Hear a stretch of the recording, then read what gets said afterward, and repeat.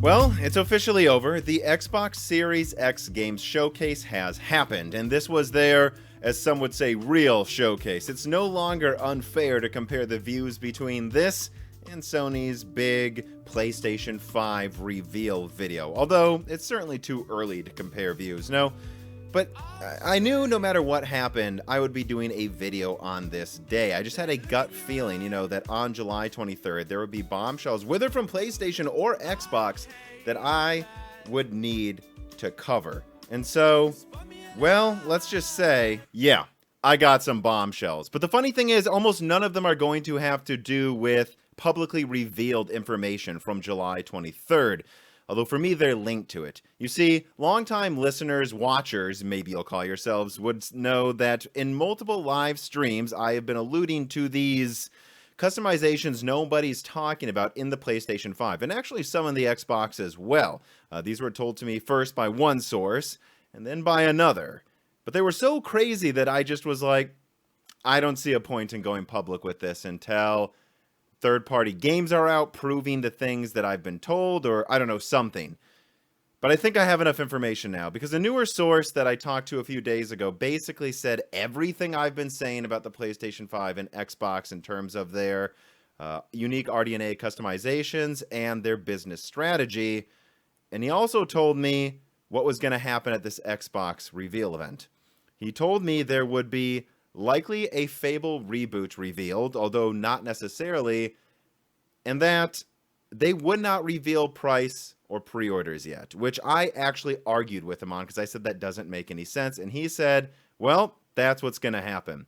And that is what happened. So now I know that at this point, my previous information that I've had on the tip of my tongue for months is most likely true. Now, as I said, this source had several bombshells, and some of them were upcoming exclusives. The first one he told me about was there would be a Fable 4 that would be an entire reboot of the franchise made by Playground Games, that he had seen it in person. It's real. And he wasn't sure if it would be revealed at the event, but as I said, it obviously was. And for those wondering why is it called Fable, not Fable 4, it's because they're entirely rebooting the franchise. This is a new game. This is not a remaster of the first one. Now, what he also told me is about two PlayStation exclusives. They are holding out so they can reveal them after Xbox to still have a wow factor, that they have more coming as well. The first one, and this is a bombshell I believe, is a new God of War. The sequel will be showed off supposedly in under a month. This is a well-guarded secret, and it's supposedly going to have, well, I'm just quoting him, jaw-dropping graphics that will approach photorealism. That they want to showcase this as, see, PlayStation brings you next-gen graphics. It's coming fall 2021. That's right, not this year. This isn't a launch game next to Spider-Man and Gran Turismo. No. But there is another launch game, supposedly, and this has been much rumored, that there is some other launch exclusive that Sony's holding out on revealing. An incredibly guarded secret. And unfortunately, I cannot tell you what it is. I can't. I was told that if I told you by one of these other sources that it would reveal too much. So here's what I'm going to say. It is a revival of a mainstay of PlayStation, one that used to be a bigger tentpole franchise, and Mark Cerny's working on it. And personally, for me, I could not be more excited. And for many, that will be the most exciting part of this video. I mean, it's really about the games, the pixels that you're playing and shifting by pressing buttons on a controller or keyboard and mouse.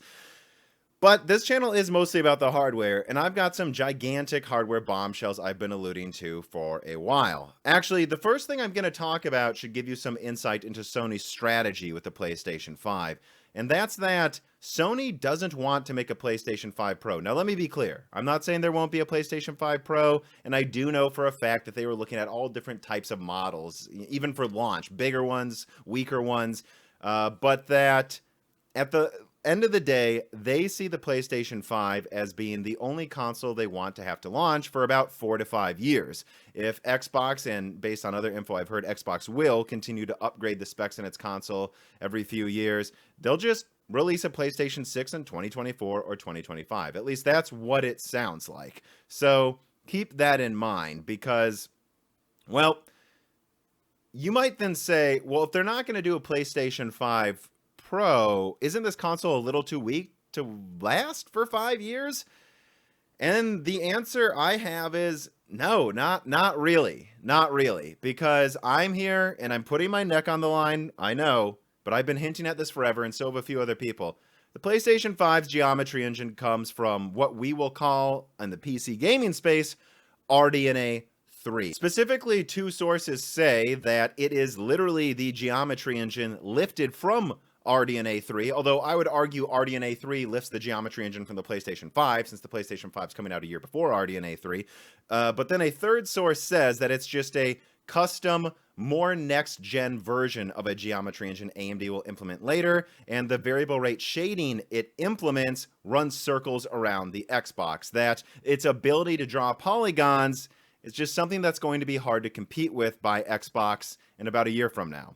Now, I say about a year from now because, look, on the surface, it's going to perform well, right? It's not going to require a bunch of extra work. But supposedly, to get the maximum performance you would expect out of something called RDNA 3, it's going to take about a year for devs to get used to it. Unless, of course, you are Guerrilla Games or Sony Santa Monica. Supposedly, the Decima engine and other first parties at Sony, for the most part, have already mastered it for their launch games. Again, the Horizon Forbidden West video you saw, that is how the game is going to look the whole time while you're playing. How impressive those crabs looked, that's how the game's going to look. And in other hardware news, I've actually heard that the ray tracing in the PlayStation 5 might be more custom than people think. Although I don't even know if it's fair to really call it an RDNA 3 implementation. It's weird, and I'm actually not going to cover it because, again, one source said I'm not allowed to, but I suspect a couple of tech tubers out there are going to cover this within a couple weeks anyway, so you'll be hearing more about it. But it sounds crazy, crazier than what I just said about RDNA 3, so I'm not going to cover it yet. And the last thing I will say about this PlayStation console lasting without a Pro model for 4 or 5 years, though again, to be clear, it wouldn't surprise me if they decided to make like a 72 compute unit Pro model in a few years, but again, they don't want to, is that they may have bumped up the specs recently to make it last a little longer. You know, and this would, I would assume, the first thing you'd want to do is make the memory faster. Early dev kits had 16 gigabit per second memory, and I saw a couple with 18.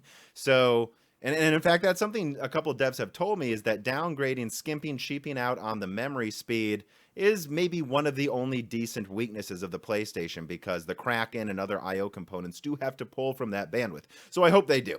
I hope they do bump up the bandwidth a bit. In fact, if you think about it, if they went to 18 gigabit per second memory over a 256-bit memory interface, that would actually be faster than the fastest segment of the Xbox Series X. So it's just common sense. I hope they do that. And also, I've heard that yields are so good at TSMC that they might go to 38 compute units. Now, you might say, doesn't it have to be 36? No, it has to be at least 36. They can disable different compute units in backwards compatibility mode. They could have gone with more than 40, actually. They just knew they had to hit 36. So that's why they targeted the 40 compute unit die and planned to disable 4 of those compute units. Really 2 dual compute units. But anyways, yes, they might go up to 38, and they might even clock it a little faster if you can believe it as well, if they think they may have a little more headroom. Specifically, they may overclock the CPU portion of it a bit. So that's what I'm throwing at you. Do not be surprised if it turns out that, you know, it has faster memory and 2 extra compute units and a faster clock processor when they do the final reveal, where I assume they'll open up pre-orders this August, which is, well, almost this month already. Although I will say this thing's been in production since June, so I'm going to be surprised if we don't get a leak about updated specs soon. It seems like a weird thing to have not leaked already, since the thing's already in production. But that's really the last thing I will say about the PlayStation 5 and updating specs. Although I guess I do have to say a few words about PlayStation 3 backwards compatibility. I still have no evidence it's actually a thing, and this is something I've talked with a few people that have a gut feeling it's a thing Sony's working on, which is what I've always said as well. It's something they're probably working on, but none of my sources say that it's a thing. So at the very least, I think it's more likely than not, you're not getting PS3 backwards compatibility at launch, I guess. Again, I wouldn't rule it out eventually. I think it's obvious they should be able to implement it if they just frickin' put in the effort.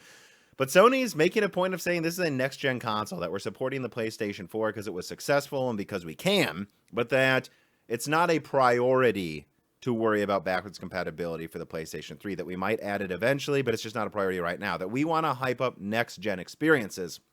Again, and this is where I start to pivot to another part of the video, like Xbox, who seems to think that we're already on the final generation, that the only thing that'll get better is graphics, and that at this point it's about moving to games as a service and kind of an upgrades every few years, like when you buy new phones mentality when it comes to their console. So let's actually get into that.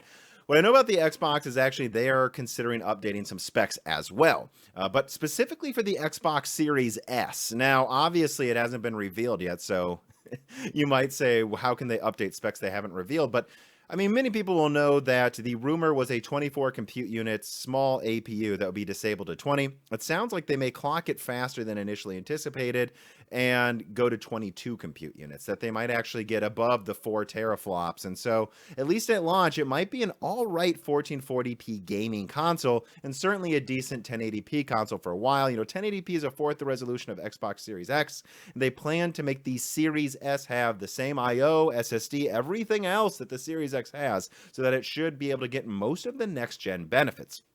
And that I was specifically told actually that Microsoft's going to make a big deal about how small it is. And honestly, with how much smaller power supply, I mean, the whole thing may use like 50 watts, if you ask me, maybe even less. I could see this thing being like that big and being able to play next-gen games. So that is exciting, and that will be coming out. And, well, what price will it be coming out at?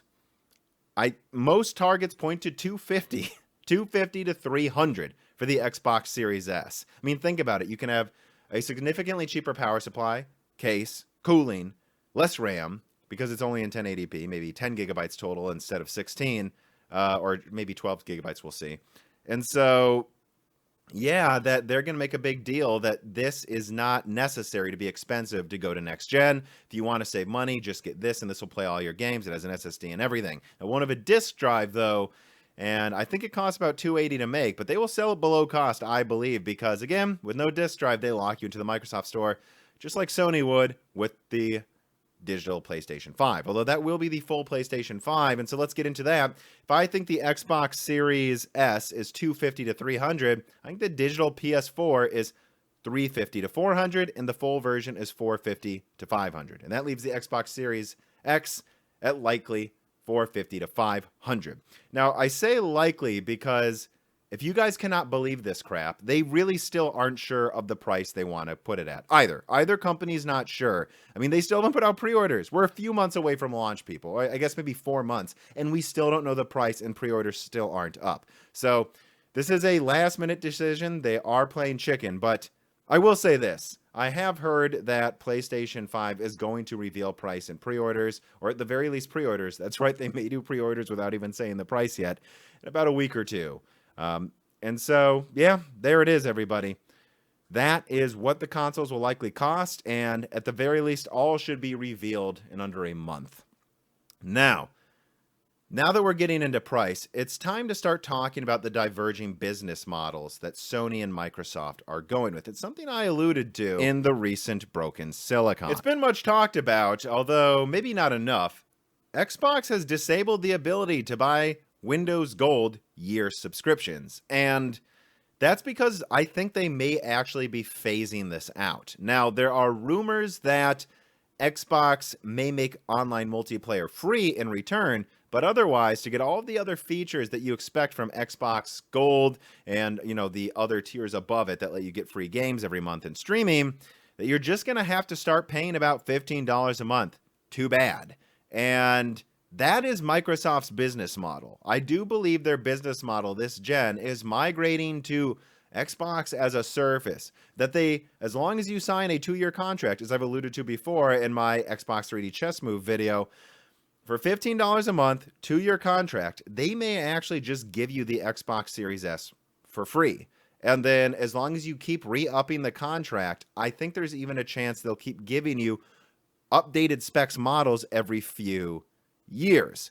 And then maybe it's $25 a month to get the Series X as a service. This is how Microsoft sees it. They see this as the final generation. And if they lose, if no one buys it, they don't care. They're probably going to use the Series S APU in their Surface lineup and the Series X APU in their servers. Well, they've already confirmed that for the Series X APU. So if Xbox doesn't do well, they're going to use these APUs for other purposes. So they don't really care, but that's how they see this, that they really are, from behind the scenes, from what I have been told, obsessed with teraflops, that they always want to have the most teraflops. And so that they're every few years going to update it and just expect you to keep paying them to get that Xbox Ultimate service and get the newest model. And like I said before, Sony sees this as a new generation with a next-gen enterprise-level SSD and next-gen RDNA architectures they co-developed with AMD.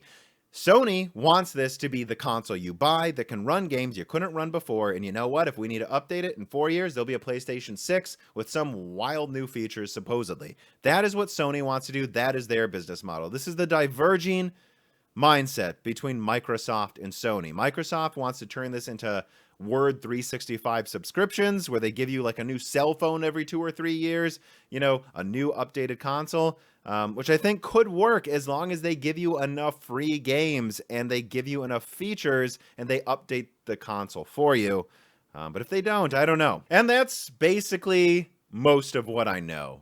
To be honest, there's actually some crazier things I know going on, some real, true palace intrigue behind the scenes between the relationship between Microsoft, Sony, and AMD that I plan to update, along with some other wild specs about these consoles no one's talking about in a future video. But it's frankly so crazy that even if I have a few sources on this, I'm gonna wait for some other stuff to get confirmed first. But keep in mind, this could be a part 1. And I know it's a crazy part 1. I want to directly say this near the end of the video. I understand this video is perceived as an absurd hot take, that it's not easy. It wasn't easy for me to come to the decision to release this information. But the fact is, I've been sitting on it for months, and a new source confirmed it, like I said, who confirmed basically everything that was in this Xbox reveal.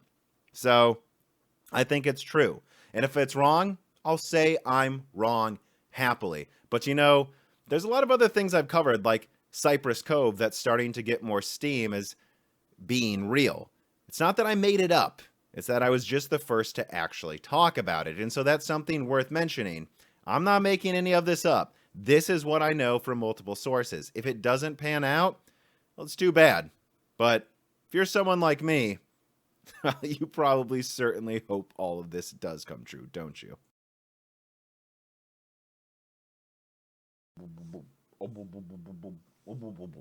Well, I hope you enjoyed that video. It was a long time coming, and quite nervous, frankly, to put this out there. But it's out there now. This is what I know, and I suspect, though I may be the first to talk this confidently about this type of info, there will be other tech tubers coming public with it soon to back me up as well. At least I hope so. And I don't know, outside of that, I don't know what else to say. Super excited for a new Stalker game. Incredibly excited, actually. And yeah, I mean, I don't know. I thought it was weird that they said Destiny 2 coming to Xbox Series X. I mean, yeah, it has backwards compatibility. That was so weird. Just like saying GTA 5 is coming to PS5. It's like, you know, shit, I thought so. I thought you guys had backwards compatibility. But I don't know. I'll have much more to say about these console releases. To those that are PC gamers wondering why I'm covering so much console stuff this week, and probably next week, to be honest, it's because this is gaming, you know? This is gaming hardware, and this doesn't happen every year or two like graphics card releases with NVIDIA and Radeon. This happens every 4 to 6 years. This is a big deal. This will set the tone for the graphics and games we will have for the next possibly decade. So that's why I'm covering it, and that's why I'm going to continue to cover it. If you enjoyed this, if you enjoy my PC hardware coverage, please consider subscribing to my channel, ringing the bell button so you don't miss any videos, and of course, if you have the extra money, supporting me on Patreon, where you get exclusive access to the Discord to talk with like-minded people, ask me questions, submit reader mail that's read aloud on Broken Silicon that you get ad-free and early, and as always, thank you for watching.